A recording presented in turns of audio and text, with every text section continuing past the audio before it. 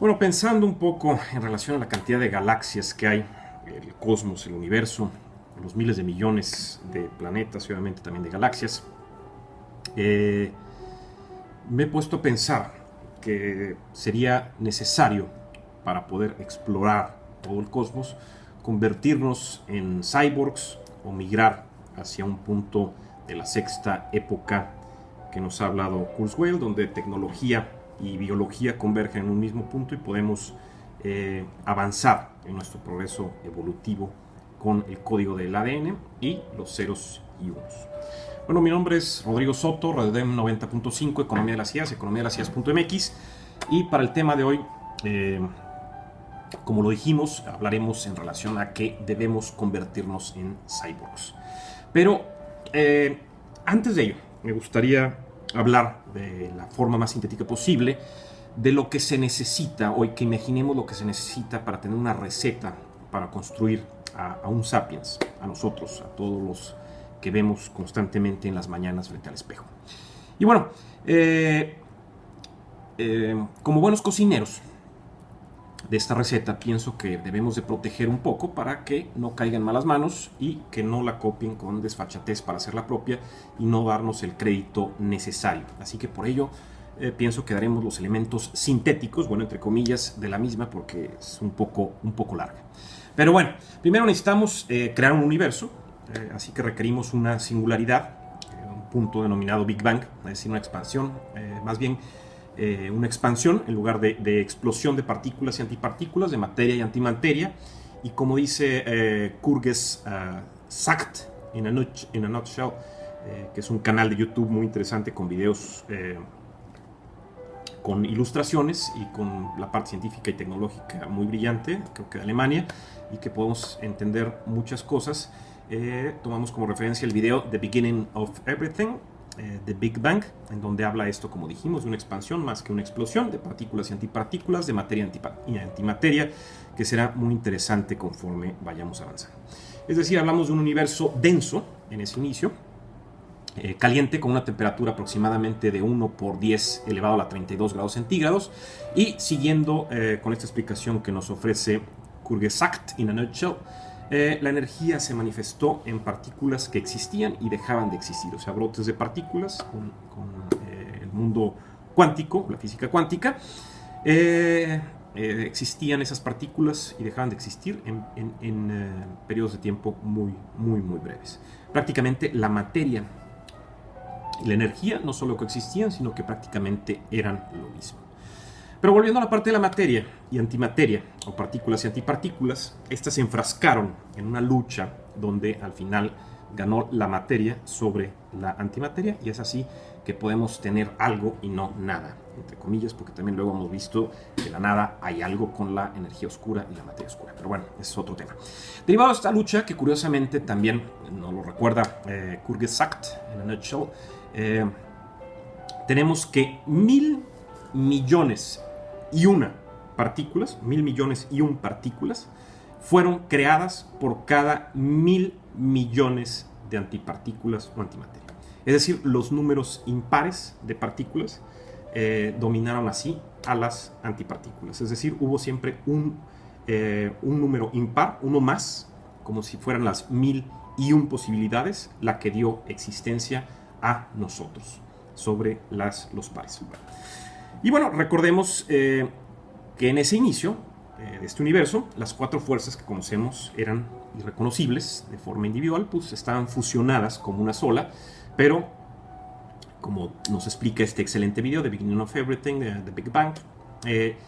en menos de un segundo después de esa expansión de materia y energía del Big Bang, de esa singularidad, tuvimos la aparición de la fuerza nuclear débil, la fuerza nuclear fuerte, del electromagnetismo y, claro, la gravedad. Es decir, se empezó a crear o a pintar todo ese lienzo que estaba en blanco y empezamos a construir el universo para llegar a donde estamos nosotros, para llegar ahorita, por ejemplo, a este mismo punto. Y ahorita veremos por qué. También debemos de mencionar, dentro de esta receta, contamos elementos que son desconocidos para nosotros, los cocineros, aún expertos, o para nosotros como chefs, pues de acuerdo al modelo estándar de cosmología, este universo cuenta con aproximadamente un 4.9% de materia ordinaria, un más o menos 26.8% de materia oscura y un 68.3% de energía oscura, siendo estas dos últimas pues un ingrediente muy importante, muy necesario en la constitución del universo y en la constitución obviamente de todos nosotros. Entonces recordemos, 4.9% de materia ordinaria, 26.8% de materia oscura y 68.3% de energía oscura. Y se ha visto que estas dos últimas, o sea, la materia oscura y la energía oscura, son obviamente muy importantes para ese código de construcción del universo. Bueno, estamos ahora dentro de un punto, como nos vuelve a decir el mismo video del que hablamos, que el universo se ha expandido a 1.000 millones de kilómetros de diámetro y por ende la temperatura ha descendido, o sea, se expandió, la temperatura bajó, y los quarks empezaron a hacer nuevas partículas combinándose entre ellas. Se forma el primer átomo de hidrógeno y de ahí que sea el primer elemento químico de nuestra conocida tabla periódica. Y lo más interesante es que, como dijimos anteriormente, todo esto ha pasado solamente dentro del primer segundo después de la singularidad o después del Big Bang. En síntesis, bueno, como nos lo ha dicho Ray Kurzweil y lo hemos dicho también en otras colaboraciones, estamos recordando que después de esa singularidad del Big Bang o expansión del universo, tuvimos primero la física y las interacciones de las partículas físicas dieron origen a la química y sus elementos. Posteriormente la interacción de las partículas de física y los elementos químicos dieron origen a la biología, a los primeros organismos unicelulares, quienes podían copiarse a sí mismos con la aburrida reproducción asexual, para posteriormente analizar que robustecían sus posibilidades de supervivencia, esos organismos, cuando incorporaban 50% del material genético de un padre y el restante de una madre. Por ello cooperaron y surgieron los organismos multicelulares. Y obviamente la divertida reproducción sexual. En medio de todas estas interacciones de organismos unicelulares y multicelulares, tuvimos el surgimiento de los disparos neuronales creativos, en donde los primeros protozoarios, por así decirlo, recibieron datos del medio ambiente que los rodeaba para procesarlos, analizarlos y reaccionar hacia los mismos con una acción. Es decir, todo estímulo recibido fue procesado y respondido acorde. Es decir, con estos primeros organismos se inició el absorber, procesar y transmitir información, variables claves en el proceso evolutivo de nuestra especie y de todas las especies que se encuentran en el planeta. Pues estamos repletos de información, como nos lo ha dicho César Hidalgo en su libro Why Information Grows. Bueno, aquí tenemos que incrementar un poco la velocidad de la receta, si no nos vamos a tardar mucho con esta colaboración. Y debemos de hablar que desde hace aproximadamente unos 200.000 años, como los dice Yuval Noah Harari, existían al menos 6 especies del género Homo, o de Homos, destacando el Homo erectus, que interesantemente logró sobrevivir unos 2 millones de años. Es decir, como dice de nueva cuenta Kurgesagt in a nutshell en su video What Happened Before History, Human Origins, estos Homo erectus vivieron 10 veces más de lo que nosotros tenemos viviendo como Homo sapiens. Es decir, no llevamos nada de existencia o muy poco tiempo existiendo como para sentirnos el pináculo de la creación o el punto cúspide en la evolución de Darwin. Sin embargo, ¿qué sucedió? Bueno, el primer evento que potenció nuestra inteligencia fue el poder utilizar el fuego para la cocción de los alimentos y así obtener mejores nutrientes en nuestra dieta alimenticia. Y también otro punto vital, como dice Yuval Noah Harari, es la cooperación resultó ser una ventaja competitiva versus otros homínidos o del género Homo. Es decir, como sapiens, nuestra fortaleza se centró en la capacidad de desarrollar un lenguaje y poder cooperar comunicándonos, así como formar grandes grupos para colaborar. Y después, obviamente, también nos dice la creación de los mitos. Pero bueno, no nos meteremos tan de lleno en ese punto. Así que, bueno, aunque muchos otros del género Homo eran superiores a nosotros en algunos sentidos, o tenían hombre por hombre, podían ser superiores a nosotros en fortaleza física, en conocer su territorio, en saber cazar, en saber defenderse de depredadores más robustos, y podían derrotarnos en un combate cuerpo a cuerpo fácilmente, fue la capacidad de nuestra organización, cooperación, inteligencia y resiliencia la que hizo que pudiéramos reorganizarnos, generar nuevas estrategias alternativas para resolver nuestros problemas gracias a ideas creativas, para sobreponernos a la presión evolutiva y obviamente a los embates y transformaciones del cambio y del cambio climático. Bueno, estimulamos nuestros disparos neuronales creativos, conquistamos el campo al cultivarlo, sumado al asentamiento de poblaciones y al aumento de enfermedades y todas las complicaciones que implica la convivencia humana. Y ahora miramos hacia el espacio exterior para tratar de comprender el cosmos, recordando al gran Carl Sagan, para intentar responder a la pregunta de nuestro origen y posible futuro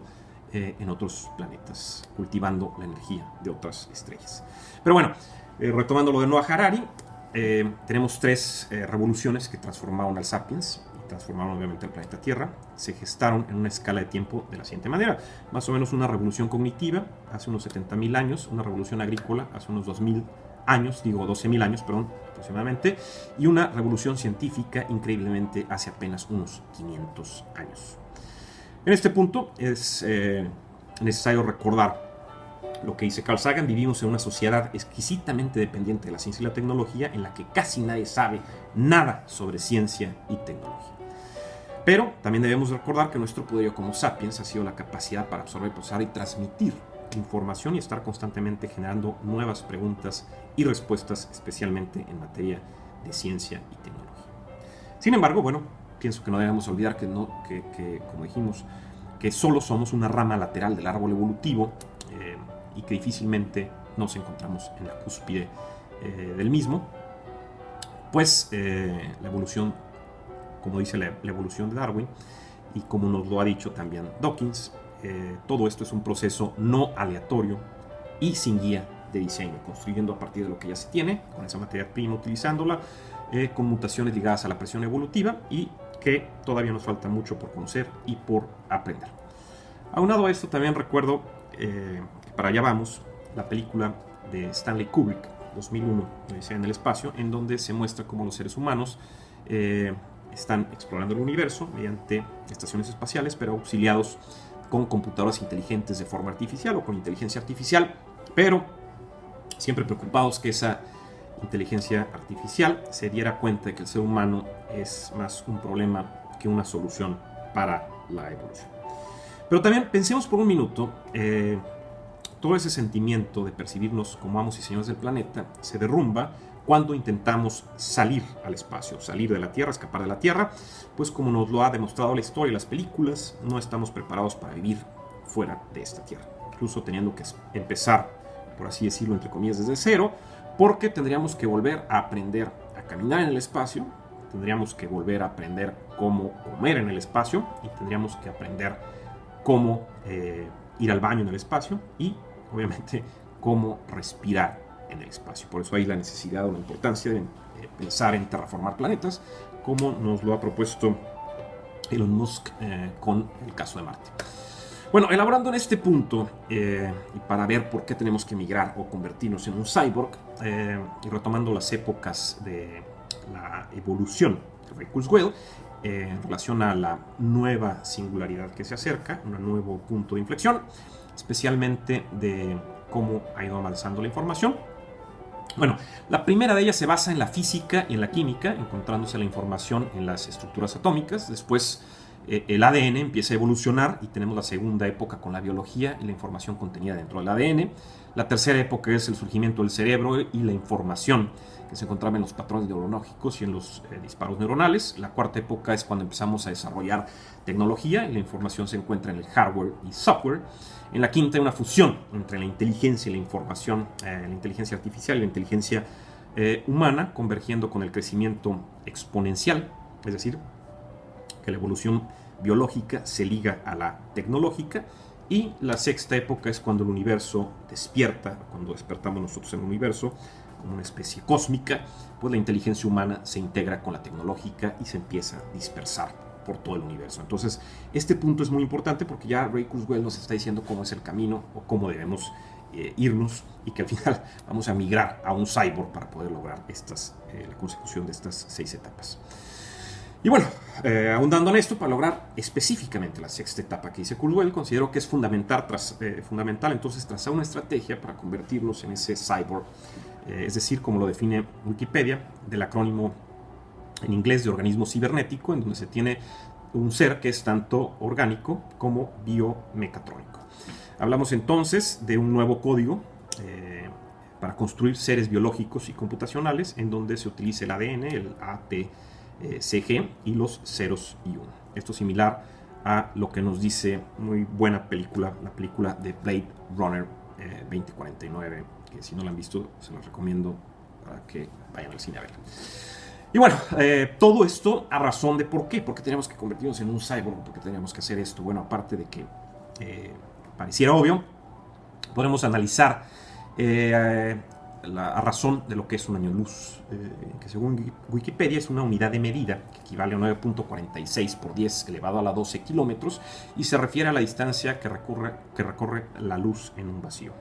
Y para darnos una idea de esto, tan solo la Vía Láctea, la galaxia donde estamos nosotros, tiene un diámetro alrededor de 100.000 años luz. Y bueno, sumado a esto o aunado a esto, sabemos que la luz viaja aproximadamente a 300.000 kilómetros por segundo o 299.792.458 millones de metros sobre segundo. Pero lo redondeamos a 300.000 kilómetros por segundo. Y bueno, sabemos que existen miles de millones de galaxias en este universo que contienen miles de millones de planetas. Entonces, sumando lo que tenemos de la velocidad de la luz y de la distancia que tendríamos que recorrer aproximadamente para lograr viajar, conocer todo el universo, pues necesitaríamos convertirnos en un organismo migrado entre la parte biológica y la parte tecnológica para lograr conseguir avanzar en estas distancias. Hablando de esto, en el 2015 la NASA, por ejemplo, publicó un artículo en The Washington Post que se titulaba NASA Estimates 1 Billion Earths in Our Galaxy Alone, donde se hablaba que existen alrededor de unos 1.000 millones de planetas similares a la Tierra, es decir, en la zona habitable o en la zona Ricitos de Oro, Goldilocks, que pueden contener vida, y especulemos que vida inteligente, tan solo en la Vía Láctea, es decir, 1.000 millones de planetas tan solo en la Vía Láctea. Y con esto la pregunta obligada es ¿cómo vamos a poder conocerlos? ¿Cómo vamos a poder viajar hacia allá? Pues nos tomaría demasiadas generaciones para poder llegar a ellos, y de acuerdo a lo que vimos que es la velocidad de la luz y lo que nos tardaríamos en llegar ahí. Porque debemos recordar que nada puede viajar a más rápido que la velocidad de la luz, como nos dijo Albert Einstein. Y bueno, por ello la transformación obligada sería pensar en ser unos cyborgs, expandir nuestra esperanza de vida y obviamente nuestra calidad de vida, y poder así recorrer distancias enormes a una velocidad cercana a la luz. Nos referimos entonces a un mundo de nuevos sapiens, o tal vez de Homo Deus, como nos lo dijo Yuval Noah Harari, en donde seamos ya organismos biológicos, mecatrónicos y computacionales, y que no podamos distinguir las réplicas de los seres humanos puramente biológicos, similar a lo que vimos en Blade Runner 2049, que obviamente volvemos a recomendarla para que la vean. Y bueno, estos organismos que puedan utilizar su tecnología para escapar del planeta Tierra, recorrer otros planetas habitables, otras tierras, y poder así ver si existen otras formas de vida inteligente que nos puedan ayudar a comprender el por qué estamos aquí, hacia dónde vamos, así como el definir si somos seres simulados o no.